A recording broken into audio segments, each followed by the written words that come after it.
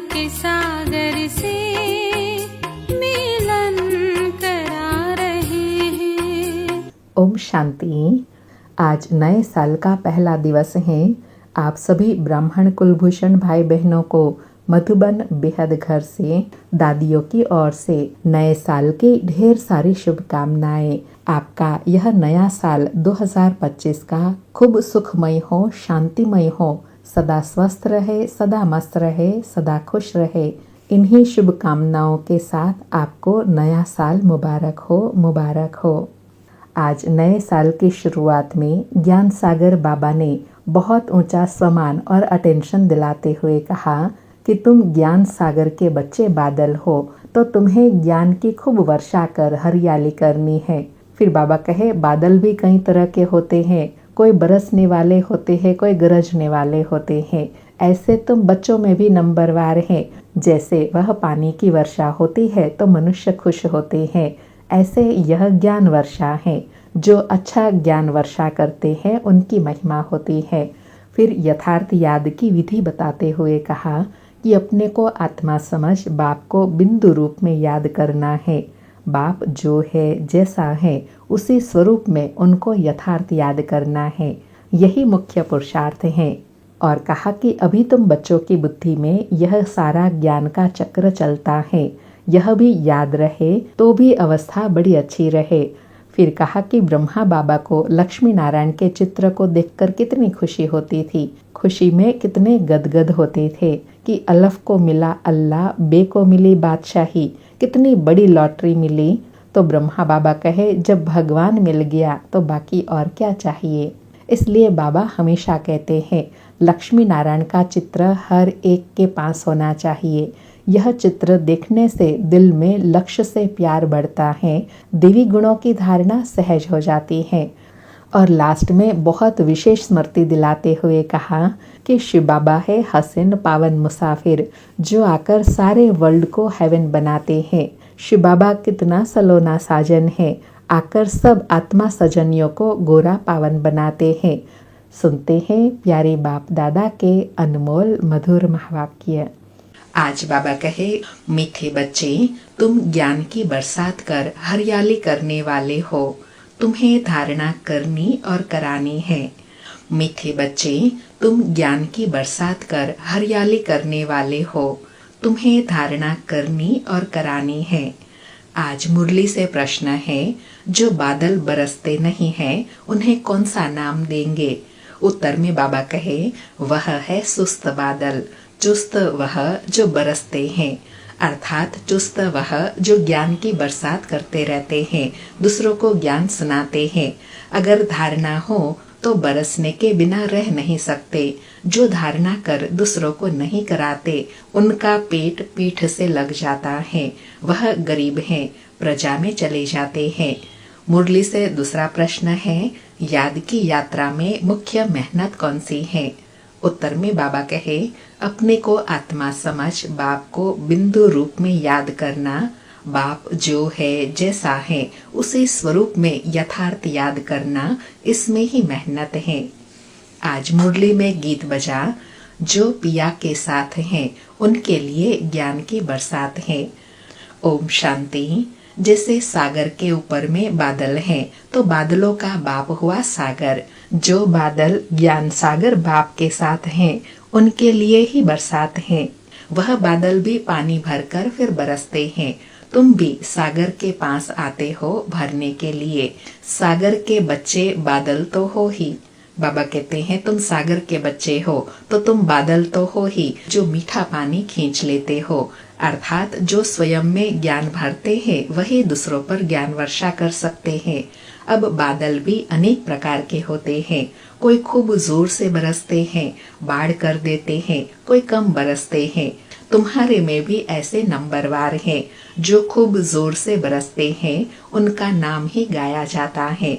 जैसे वर्षा बहुत होती है तो मनुष्य खुश होते हैं, यह भी ऐसे है। बाबा कंपैरिजन कर रहे हैं कि जैसे वह वर्षा होती है तो मनुष्य खुश होते हैं, ऐसे ज्ञान की वर्षा से भी आत्मा को सुकून और शांति मिलती है। जो अच्छा बरसते हैं उनकी महिमा होती है, जो नहीं बरसते हैं उनकी दिल जैसे सुस्त हो जाती है, पेट भरेगा नहीं। अर्थात बाबा कहते हैं ज्ञान बुद्धि में नहीं है तो जैसे असंतुष्टि रहेंगी, मन को तृप्ति शांति नहीं मिलेंगी। बाबा कहे पूरी रीति धारणा न होने से पेट जाकर पीठ से लग जाता है। अर्थात ज्ञान रत्नों के बिना बुद्धि रूपी पेट हमेशा खाली रहता है।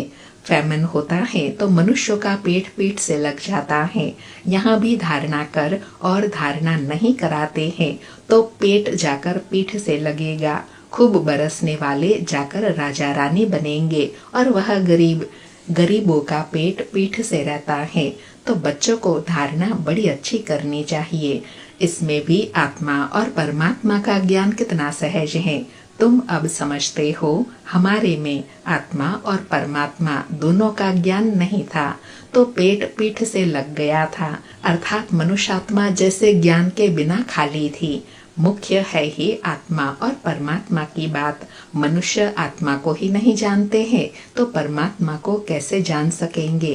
कितने बड़े विद्वान पंडित आदि हैं, कोई भी आत्मा को नहीं जानते। अब तुमको मालूम हुआ है कि आत्मा अविनाशी है। उनमें 84 जन्मों का अविनाशी पार्ट नुंधा हुआ है जो चलता रहता है। आत्मा अविनाशी तो पार्ट भी अविनाशी है। आत्मा कैसे ऑलराउंडर पार्ट बजाती है यह किसी को पता नहीं है। वह तो आत्मा सो परमात्मा कह देते हैं। तुम बच्चों को आदि से लेकर अंत तक पूरा ज्ञान है। वह तो ड्रामा की आयु ही लाखों वर्ष कह देते हैं। अभी तुमको सारा ज्ञान मिला है। तुम जानते हो इस बाप के रचे हुए ज्ञान यज्ञ में यह सारी दुनिया स्वाहा होनी है। इसलिए बाप कहते हैं देह सहित जो कुछ भी है वह सब भूल जाओ, अपने को आत्मा समझो। बाप को और शांति धाम स्वीट होम को याद करो। यह तो है ही दुख धाम। तुम्हारे में भी नंबरवार पुरुषार्थ अनुसार समझा सकते हैं। अभी तुम ज्ञान से तो भरपूर हो, बाकी सारी मेहनत है याद में। बाबा कहते अभी ज्ञान मिला तो ज्ञान से तो भरपूर हो गए, अभी रही याद की यात्रा। जन्म जन्मांतर का देह अभिमान मिटाकर देही अभिमानी बने, इसमें बड़ी मेहनत है। कहना तो बड़ा सहज है, परंतु अपने को आत्मा समझे और बाप को भी बिंदु रूप में याद करे, इसमें मेहनत है। बाप कहते हैं मैं जो हूँ जैसा हूँ ऐसा कोई मुश्किल याद कर सकते हैं। जैसे बाप वैसे बच्चे होते हैं ना। अपने को जाने तो बाप को भी जान जाएंगे। अर्थात बाबा कहते हैं अपने को आत्मा निश्चय करेंगे तो परमात्मा पर भी निश्चय होगा। निश्चय होने से फिर बाबा की याद सहज हो जाएंगी। तुम जानते हो पढ़ाने वाला तो एक ही बाप है, पढ़ने वाले बहुत हैं। बाप राजधानी कैसे स्थापन करते हैं वह तुम बच्चे ही जानते हो। बाकी यह शास्त्र आदि सब है भक्ति मार्ग की सामग्री। समझाने के लिए हमको कहना पड़ता है, बाकी इसमें घृणा की कोई बात नहीं। शास्त्रों में भी ब्रह्मा का दिन और रात कहते हैं, परंतु समझते नहीं। इसलिए बाबा कहते हैं, बाबा आकर क्लियर करते हैं कि ज्ञान क्या है, भक्ति क्या है। रात और दिन आधा आधा होता है। सीढ़ी पर कितना सहज समझाया जाता है।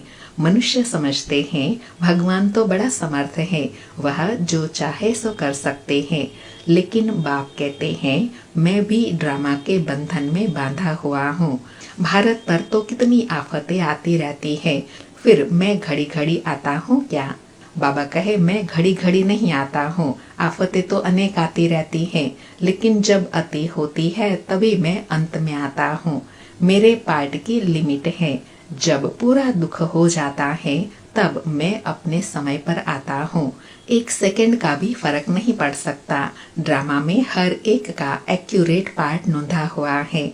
यह है हाईएस्ट बाप की री इनकॉर्नेशन, अर्थात यह है ऊंचे ते ऊंचे बाप का विश्व परिवर्तन का कार्य। फिर नंबरवार सब आते हैं, कम ताकत वाले। तुम बच्चों को अभी बाप से नॉलेज मिली है तो तुम विश्व के मालिक बनते हो। तुम्हारे में फुल फोर्स ताकत रहती है। बाबा कहे जब तुम विश्व के मालिक होते हो तो तुम्हारे में फुल ताकत रहती है, फुल फोर्स में ताकत रहती है।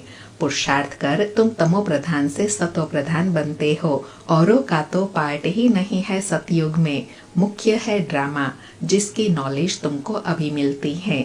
बाकी तो सब है मटेरियल, क्योंकि वह सब इन आंखों से दिखा जाता है। वंडर ऑफ द वर्ल्ड तो बाबा है, जो फिर रचते भी स्वर्ग है, जिसको हेवन पैराडाइज कहते हैं। उनकी कितनी महिमा है। बाप और बाप के रचना की बड़ी महिमा है।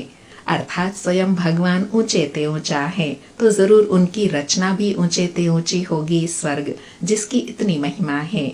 ऊंचे ते ऊंच है भगवान, ऊंच ते ऊंच स्वर्ग की स्थापना बाप कैसे करते हैं, यह कोई भी कुछ भी नहीं जानते हैं। तुम मीठे मीठे बच्चे भी नंबरवार पुरुषार्थ अनुसार जानते हो और उस अनुसार ही पद पाते हो। जिसने पुरुषार्थ किया वह ड्रामा अनुसार ही करते हैं। पुरुषार्थ बिगर तो कुछ मिल न सके, कर्म बिगर एक सेकंड भी रह नहीं सकते। वह हठ योगी प्राणायाम चढ़ा लेते हैं, जैसे जड़ बन जाते हैं, अंदर पड़े रहते हैं। ऊपर मिट्टी जम जाती है, मिट्टी के ऊपर पानी पड़ने से घास जम जाती है, परंतु इसमें कुछ फायदा नहीं। कितना दिन ऐसे बैठे रहेंगे। कर्म तो जरूर करना ही है। कर्म सन्यासी कोई बन नहीं सकते। अर्थात जब तक शरीर है तब तक कर्म सन्यासी तो बन नहीं सकते। हाँ, सिर्फ खाना आदि नहीं बनाते हैं, इसलिए उनको कर्म सन्यासी कह देते हैं। यह भी उन्हों का ड्रामा में पार्ट है। यह निवृत्ति मार्ग वाले भी नहीं होते तो भारत की क्या हालत हो जाती। भारत नंबर 1 प्योर था। बाप पहले पहले प्योरिटी स्थापन करते हैं, जो फिर आधा कल्प चलती है। बरोबर सतयुग में एक धर्म एक राज्य था, फिर डीटी राज्य अब फिर से स्थापन हो रहा है। ऐसे अच्छे अच्छे स्लोगन बनाकर मनुष्यों को सुजाग करना चाहिए। फिर से डीटी राज्य भाग्य आकर लो। अभी तुम कितना अच्छी रीति समझते हो। श्री कृष्ण को श्याम सुंदर क्यों कहते हैं, यह भी अभी तुम जानते हो। आजकल तो बहुत ही ऐसे ऐसे नाम रख देते हैं। श्री कृष्ण से कंपटीशन करते हैं। तुम बच्चे जानते हो पतित राजाए कैसे पावन राजाओं के आगे जाकर माथा टेकते हैं, परंतु जानते थोड़े ही है। तुम बच्चे जानते हो, जो पूज्य थे वही फिर पुजारी बन जाते हैं। अभी तुम्हारी बुद्धि में सारा चक्र है, यह भी याद रहे तो अवस्था बड़ी अच्छी रहे। बाबा कहे सृष्टि चक्र का ज्ञान भी बुद्धि में रहे तो भी अवस्था अच्छी बनी रहेगी कि हम पहले दिव्य गुणधारी देवता थे, अब फिर से बन रहे हैं। परंतु माया सिमरण करने नहीं देती है, भुला देती है। सदैव हर्षित मुख अवस्था रहे तो तुमको देवता कहा जाए। लक्ष्मी नारायण का चित्र देख कितना खुश होते हैं। राधे कृष्ण अथवा राम आदि को देख इतना खुश नहीं होते, क्योंकि श्री कृष्ण के लिए शास्त्रों में हंगामे की बातें लिख दी हैं। यह बाबा बनता भी श्री नारायण है ना। ब्रह्मा बाबा तो इन लक्ष्मी नारायण के चित्र को देख खुश होते हैं। बच्चों को भी ऐसे समझना चाहिए। बाबा कहे ब्रह्मा बाबा को जैसे नशा चढ़ता है ना लक्ष्मी नारायण का चित्र देखकर, ऐसे बच्चों को भी समझना चाहिए, नशा चढ़ना चाहिए। बाकी कितना समय इस पुराने शरीर में होंगे, फिर जाकर प्रिंस बनेंगे। यह एम ऑब्जेक्ट है ना, यह भी सिर्फ तुम ही जानते हो। खुशी में कितना गदगद होना चाहिए। बाबा कहते हैं यह ज्ञान की बातें सुनकर सिमरन कर कितना खुशी में होना चाहिए, दिल अंदर गदगद होनी चाहिए। बाबा कहे जितना पढ़ेंगे उतना उच्च पद पाएंगे, पढ़ेंगे नहीं तो क्या पद पाएंगे। कहाँ विश्व के मालिक महाराजा महारानी, कहाँ साहूकार प्रजा में नौकर चाकर। सब्जेक्ट तो एक ही है, सिर्फ मन मना भाव, मध्याजी भाव, अल्फ और बे, याद और ज्ञान।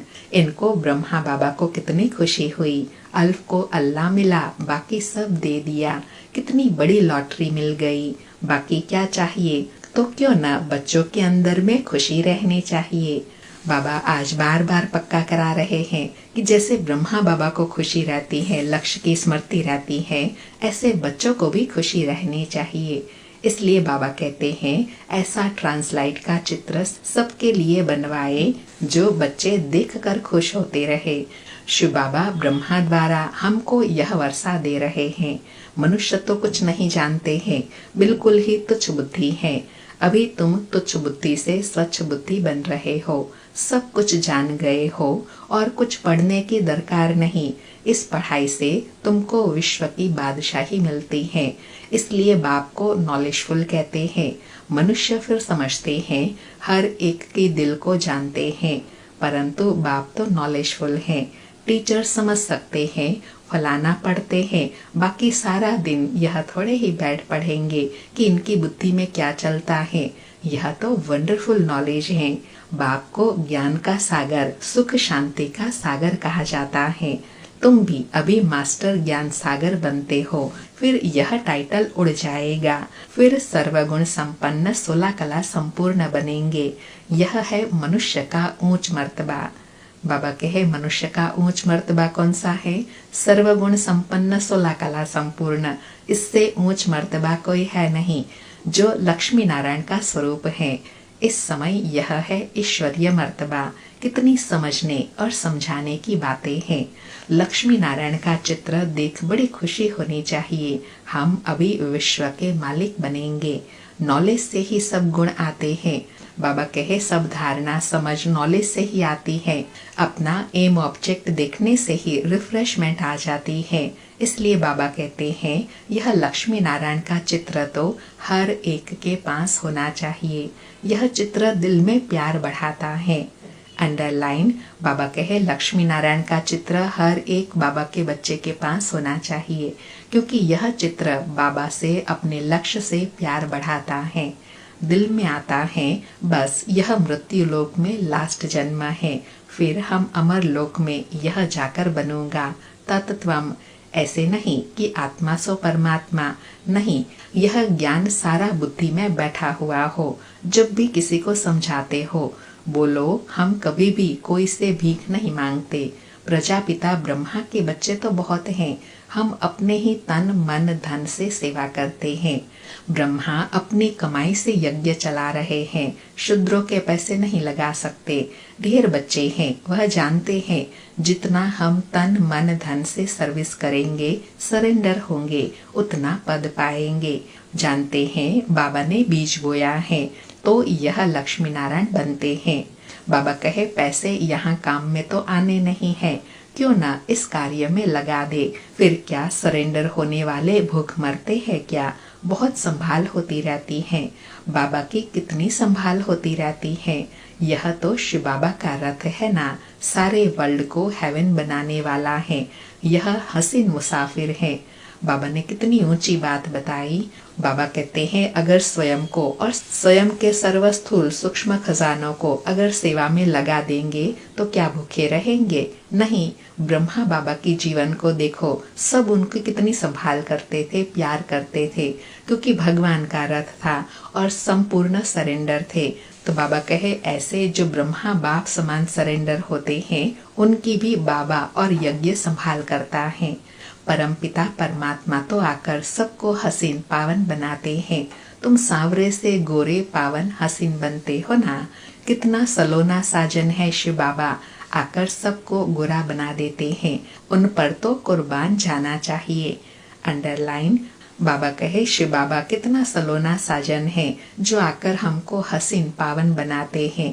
तो ऐसे बाबा पर कितना कुर्बान जाना चाहिए, कितना याद करना चाहिए। जैसे आत्मा को देख नहीं सकते, जान नहीं सकते, वैसे परमात्मा को भी जान नहीं सकते। देखने में तो आत्मा परमात्मा दोनों एक जैसे बिंदु हैं, बाकी तो सारी नॉलेज है। यह बड़ी समझने की बातें हैं। बच्चों की बुद्धि में यह नोट रहनी चाहिए, अर्थात यह बातें स्मृति में रहनी चाहिए। बुद्धि में नंबरवार पुरुषार्थ अनुसार धारणा होती है। डॉक्टर लोगों को भी दवाइयाँ याद रहती है ना। ऐसे नहीं कि उस समय बैठ किताब देखेंगे। डॉक्टरी की भी पॉइंट्स होती हैं, बैरिस्ट्री की भी पॉइंट्स होती हैं। तुम्हारे पास भी पॉइंट्स हैं, टॉपिक्स हैं जिस पर समझाते हैं। कोई पॉइंट किसको फायदा कर लेती है, कोई को किस पॉइंट से तीर लग जाता है। पॉइंट तो बहुत ढेर की ढेर है। जो अच्छी रीति धारणा करेंगे वह अच्छी रीति सर्विस कर सकेंगे। आधा कल्प से महारोगी पेशेंट हैं, आत्मा पतित हैं, उनके लिए एक अविनाशी सर्जन दवाई देते हैं। अंडरलाइन बाबा कहते हैं जो आधा कल्प के महारोगी पेशेंट आत्माएं हैं उनको अभी अविनाशी सर्जन बाबा आकर दवाई देते हैं जो फिर 21 जन्मों के लिए निरोगी बना देते हैं, एकदम क्योर कर देते हैं। वह सदैव सर्जन ही रहते हैं, कभी बीमार होते नहीं और तो सब बीमार पड़ जाते हैं। अविनाशी सर्जन एक ही बार आकर मन मना भाव का इंजेक्शन लगाते हैं। कितना सहज है। चित्र को पॉकेट में रख दो सदैव, अर्थात लक्ष्मी नारायण का चित्र पॉकेट में सदा ही लगा रहे। ब्रह्मा बाबा नारायण का पुजारी था तो लक्ष्मी का चित्र निकालकर अकेला नारायण का चित्र रख दिया। अभी पता पड़ता है जिसकी हम पूजा करते थे वह अब बन रहे हैं। लक्ष्मी को विदाई दे दी तो यह पक्का है यह लक्ष्मी नहीं बनूंगा। लक्ष्मी बैठ पैर दबाए, यह अच्छा नहीं लगता था। उनको देखकर पुरुष लोग स्त्री से पैर दबाते थे। वहाँ सतयुग में थोड़े ही लक्ष्मी ऐसे पैर दबाएंगी। यह रस्म रिवाज वहाँ होती नहीं। यह रस्म रावण राज्य की है। इस चित्र में सारी नॉलेज है, ऊपर में त्रिमूर्ति भी है। इस नॉलेज को सारा दिन सिमरन कर बड़ा वंडर लगता है। भारत अब स्वर्ग बन रहा है। कितनी अच्छी समझानी है। पता नहीं मनुष्य की बुद्धि में क्यों नहीं बैठता। आग बड़े जोर से लगेंगी, भंभोर को आग लगनी है, अर्थात सूखे को आग लगती है। तो वर्तमान समय भी मनुष्य आत्माएं एकदम सुखी बन गई है, अर्थात कोई गुण शक्तियां नहीं रही है। आत्मा खोखली हो गई है। रावण राज्य तो जरूर खलास होना चाहिए। यज्ञ में भी पवित्र ब्राह्मण चाहिए। यह बड़ा भारी यज्ञ है सारे विश्व में प्योरिटी लाने का। वो ब्राह्मण भी भल ब्रह्मा की औलाद कहलाते हैं, परंतु वह तो कुख वंशावली है। ब्रह्मा की संतान तो पवित्र मुख वंशावली थे ना, तो उन्हों को यह समझाना चाहिए। अच्छा, मीठे मीठे सकीलधे बच्चों प्रति माता पिता बाप दादा का याद प्यार और गुड मॉर्निंग। रूहानी बाप की रूहानी बच्चों को नमस्ते। हम रूहानी बच्चों की रूहानी माता पिता बाप दादा को याद प्यार गुड मॉर्निंग और नमस्ते नमस्ते। सारी मुरली से धारणा के लिए सार है। पहला पॉइंट, स्वच्छ बुद्धि बन वंडरफुल ज्ञान को धारण कर बाप समान ज्ञान सागर बनना है। नॉलेज से सर्वगुण स्वयं में धारण करने हैं।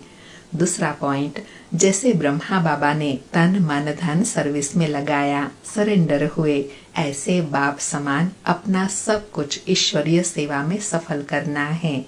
सदा रिफ्रेश रहने के लिए एम ऑब्जेक्ट का चित्र साथ में रखना है। आज नए साल का प्यारे बाबा का वरदान है, एक रस स्थिति द्वारा सदा एक बाप को फॉलो करने वाले प्रसन्न चित्त भव। एक रस स्थिति द्वारा सदा एक बाप को फॉलो करने वाले प्रसन्न चित्त भव। स्पष्टीकरण है, आप बच्चों के लिए ब्रह्मा बाप की जीवन एक्यूरेट कंप्यूटर है। जैसे आजकल कंप्यूटर द्वारा हर एक प्रश्न का उत्तर पूछते हैं, ऐसे मन में जब भी कोई प्रश्न उठता है तो क्या क्यों कैसे के बजाय ब्रह्मा बाप के जीवन रूपी कंप्यूटर से देखो। क्या और कैसे का क्वेश्चन ऐसे में बदल जाएगा। प्रश्न चित्त के बजाय प्रसन्न चित्त बन जाएंगे। प्रसन्न चित्त अर्थात एक रस स्थिति में एक बाप को फॉलो करने वाले। आज नए साल में बाबा ने सदा प्रसन्न चित्त रहने के लिए कहा और उसके लिए कहा कि सदा ब्रह्मा बाबा के जीवन रूपी कंप्यूटर को देखते रहो तो स्थिति एक रस रहेंगी। आज का स्लोगन है, आत्मिक शक्ति के आधार पर सदा स्वस्थ रहने का अनुभव करो। आत्मिक शक्ति के आधार पर सदा स्वस्थ रहने का अनुभव करो। आज विशेष नोट, विशेष सूचना है सभी के लिए। सभी ब्राह्मण वत्स 1 जनवरी से 31 जनवरी 2025 तक विशेष अंतर्मुक्ता की गुफा में बैठ योग तपस्या करते हुए पूरे विश्व को अपनी शक्तिशाली मनसा द्वारा विशेष साकाश देने की सेवा करना जी। इसी लक्ष्य से इस मास के पत्र पुष्प में जो अव्यक्त इशारे भेजे गए हैं वह पूरे जनवरी मास में मुरली के नीचे लिख रहे हैं। आप सभी इन पॉइंट्स पर विशेष मनन चिंतन करते हुए मनसा सेवा के अनुभवी बनो। आज 1 जनवरी है, अव्यक्त मास शुरू हो रहा है। इस मास में विशेष पुरुषार्थ करने के लिए लक्ष्य दिया। अपनी शक्तिशाली मनसा द्वारा सकाश देने की सेवा करो। बाबा कहे, आप शांति दूत बच्चे हो। कहाँ भी रहते, चलते फिरते सदा अपने को शांति दूत समझकर चलो। जो स्वयं शांत स्वरूप शक्तिशाली स्वरूप में स्थित होंगे वह दूसरों को भी शांति और शक्ति की सकाश देते रहेंगे। आज बाबा ने विशेष लक्ष्य दिया। कौन सा? कि मैं शांति दूत हूँ, शक्ति स्वरूप आत्मा हूँ। इसलिए सारे दिन में सभी आत्माओं को शांति और शक्ति का सकाश देते रहेंगे। अच्छा, ओम शांति। शुक्रिया बाबा, शुक्रिया।